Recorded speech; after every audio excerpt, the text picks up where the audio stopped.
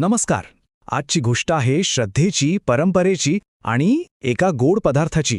हो, आपण बोलणार आहोत तिरुमला लाडू आणि त्याच्याशी जोडलेल्या एका भव्य मंदिराच्या इतिहासाबद्दल. चला थेट मुद्द्यालाच हात घालूया. एक साधा, गोड पदार्थ जो लाखो लोकांसाठी श्रद्धेचं प्रतीक आहे, तो अचानक इतका चर्चेत का आला? याचं कारण खरं तर खूप मोठं आहे. आणि ते कारण खरंच सांगायचं तर धक्कादायक आहे. भेसळीचे आरोप. होय, बरोबर ऐकलं. जगप्रसिद्ध तिरुमला लाडू एका वादामुळे चर्चेत आला आणि या वादामुळे त्याच्या पवित्रतेवरच एक मोठं प्रश्नचिन्ह उभं राहिलं. पण हे आरोप इतके गंभीर का मानले जात आहेत? म्हणजे एका मिठाईवरचे आरोप आहेत, बरोबर? नाही. हे समजून घेण्यासाठी आपल्याला आधी हे बघावं लागेल की हा लाडू फक्त एक मिठाई नाहीये, त्याचं महत्त्व खूप खूप जास्त आहे. आणि हे सगळं महत्त्व दडलंय प्रसादम या एका शब्दात. बघा, प्रसाद म्हणजे काय, तर देवाला अर्पण केलेला नैवेद्य जो नंतर भक्तांसाठी पवित्र होतो. सोप्या भाषेत सांगायचं तर हा फक्त खाण्याचा पदार्थ राहत नाही, तो थेट देवाचा आशीर्वाद बनतो. पण तिरुमला लाडूची गोष्ट तर याच्याही पुढे आहे.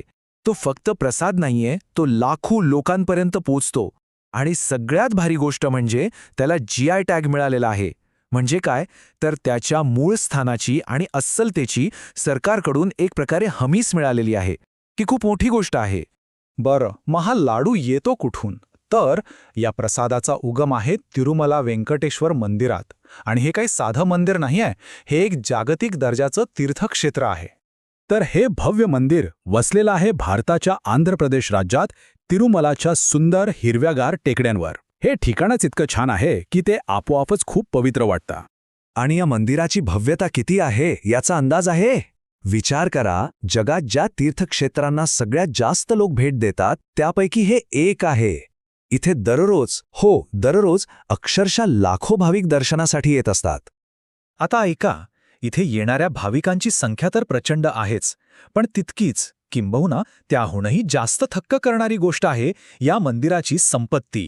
हो, हे फक्त श्रद्धेचं केंद्र नाही, तर जगातल्या सगळ्यात श्रीमंत मंदिरांपैकी एक म्हणूनही ओळखलं जातं. या मंदिरात मुख्य दैवत कोण आहे? तर ते आहेत भगवान व्यंकटेश्वर, ज्यांना हिंदू धर्मात विश्वाचा सांभाळ करणारे म्हणजे भगवान विष्णू यांचा अवतार मानलं जातं. आता या मंदिराची जी काही प्रतिष्ठा आहे ती आजकालची नाहीये, यामागे शतानुशतकांचा इतिहास आहे. चला जरा या इतिहासात डोकावून पाहूया.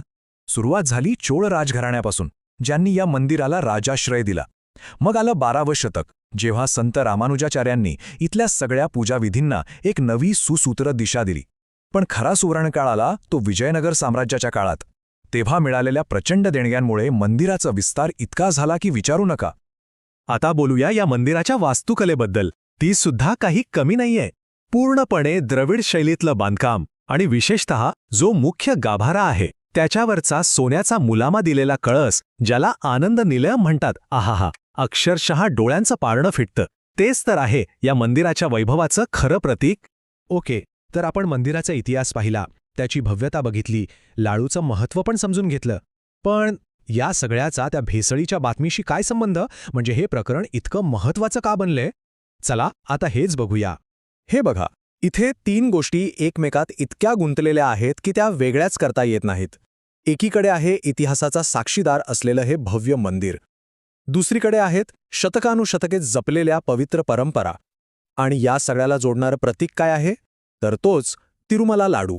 आणि म्हणूनच हा सगळ्यात महत्त्वाचा मुद्दा आहे. तिरुमला लाडूवरचे आरोप हे फक्त एका मिठाईतल्या भेसळीचे आरोप नाहीयेत. हा थेट हल्ला आहे एका जिवंत, ऐतिहासिक आणि पवित्र परंपरेच्या प्रतीकावर. आणि म्हणूनच ही गोष्ट इतकी गंभीर बनते. आणि हा सगळा प्रकार आपल्याला एका मोठ्या प्रश्नासमोर आणून उभा करतो. जेव्हा एखादी परंपरा इतकी खोलवर रुजलेली असते, लाखो लोकांच्या श्रद्धेशी जोडलेली असते, तेव्हा ती आजच्या आधुनिक जगासमोर उभे असलेल्या आव्हानांना कसं तोंड देणार? हा प्रश्न विचार करायला लावणारा आहे.